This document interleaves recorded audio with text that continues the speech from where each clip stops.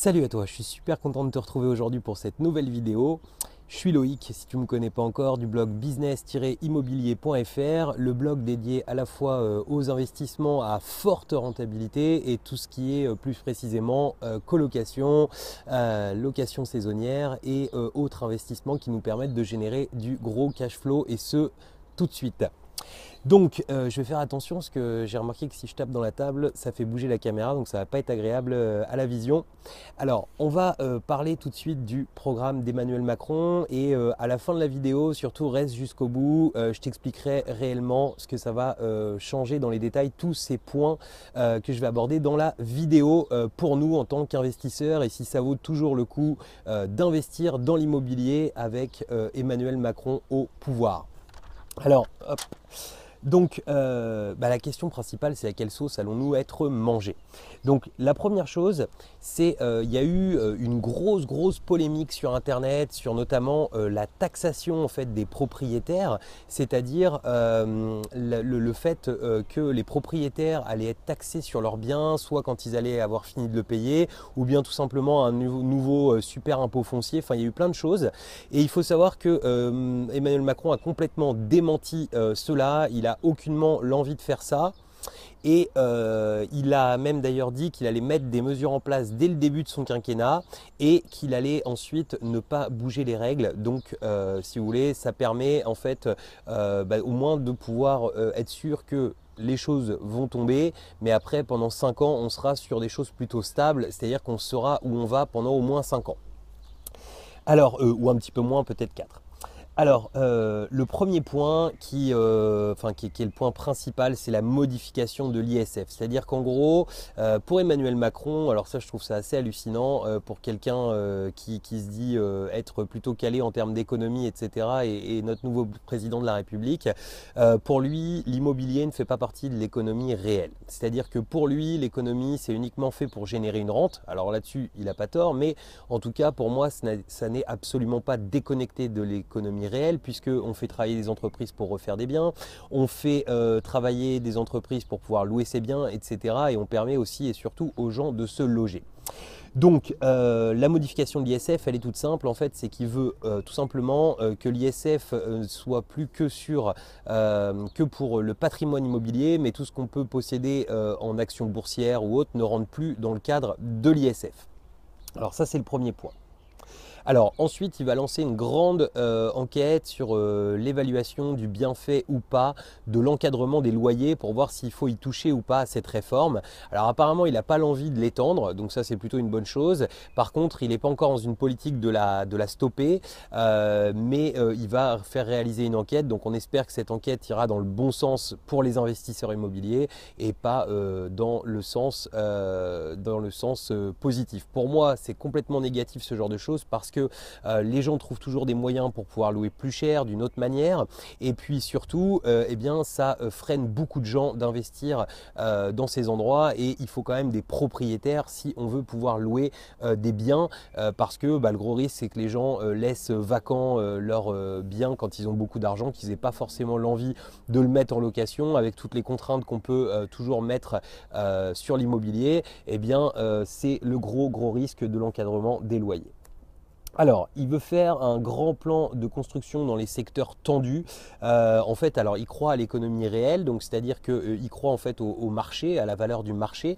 C'est-à-dire que pour lui, le fait que les biens soient relativement chers dans certaines zones, c'est tout simplement, il a tout à fait raison, le fait qu'il n'y a pas assez de biens disponibles.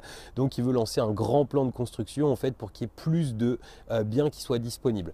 Alors ça, je dirais que ça va à la fois dans notre sens et à l'encontre. Enfin, c'est pas quelque chose de catastrophique ni de forcément très positif. Par contre, l'avantage c'est que c'est pas quelqu'un qui tombe dans le populisme, dans le fait de dire on va verrouiller et prendre les biens aux gens, on va imposer beaucoup de choses. Il est toujours dans un état d'esprit assez libéral, chose qui est plutôt positive pour l'immobilier. Alors ensuite, la suite, alors oui, alors il a donc un plan de baisse, enfin, de baisse, mais même d'exonération pour les foyers français de la taxe d'habitation.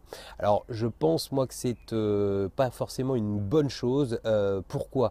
Parce que il va falloir que les collectivités récupèrent l'argent à un moment ou à un autre, parce que cet argent, ça représente vraiment des sommes assez astronomiques, la taxe d'habitation. Et en fait, si il touche pas la taxe, enfin, si la commune ne touche pas d'argent avec la taxe d'habitation, eh bien, il va falloir qu'il se rattrape ailleurs. Donc, il n'y a pas 50 façons pour l'État de pouvoir reprendre l'argent qu'elle ne touche pas d'un côté. Ça va être soit via les impôts tout court, soit via la CSG, mais ça, il veut l'utiliser pour les entrepreneurs, donc je pense qu'il ne va pas aller toucher à ça. Donc, l'imposition classique, ou bien tout simplement au niveau des impôts fonciers et les faire augmenter. Donc, ce qui serait relativement dommage. Donc, ça, il va falloir le surveiller de près parce que c'est quelque chose d'important.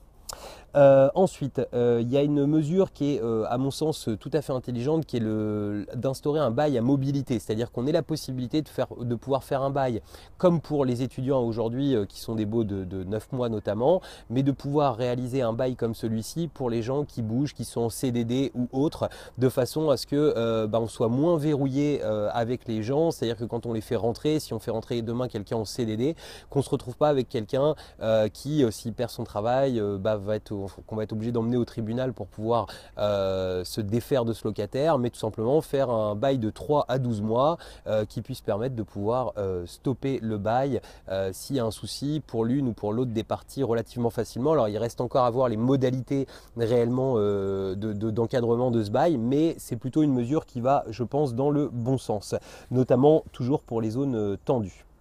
Du coup, qu'est-ce que je pense de tout ça? C'est ce que je t'expliquais en début de vidéo, que j'allais te donner vraiment mon point de vue là-dessus. Alors mon point de vue, c'est qu'il y a un point très positif, c'est qu'il y aura très peu de changements finalement par rapport aux réglementations actuelles. Donc tous ceux qui ont pu prendre peur par rapport à notamment à la taxation des propriétaires, etc. Pour moi là, il n'y a pas du tout à avoir peur. En plus, on va être fixé relativement rapidement parce qu'il a l'envie de faire les réformes et de faire les choses très vite. Donc logiquement, d'ici la fin de l'été, on sera complètement fixé sur les règles qui vont différer. Donc comme tu vois, il y en a peu qui ont été cités dans la vidéo, donc dans toute cette première partie où je t'ai énuméré les règles. Ça va peu changer, donc il est toujours totalement bon d'investir en 2017 dans l'immobilier, de se créer une rente supplémentaire, de se créer comment dire, des revenus passifs qui nous permettent de pouvoir être plus tranquille. Comme là, tu vois, il fait beau, on est en semaine et je peux me permettre de te faire une vidéo au soleil en terrasse, ça fait toujours plaisir. Voilà, donc si tu as aimé cette vidéo, je te laisse me mettre le petit pouce bleu. Si tu as détesté cette vidéo, je te laisse me mettre le pouce rouge. Et si comme d'habitude, tu vois que j'ai oublié un point important, eh bien n'hésite pas à me le mettre dans les commentaires ou bien tout simplement à me dire si toi, ça te donne envie de passer à l'action en 2017, ce qui s'est passé et ce que je t'ai expliqué dans cette vidéo. Voilà, et puis si ce n'est pas encore fait, moi je t'invite à rejoindre tous les abonnés qui l'ont déjà fait en cliquant sur le bouton s'abonner juste en bas et je te remets comme d'habitude en fin de vidéo le lien pour télécharger le guide de l'investissement. À bientôt, ciao!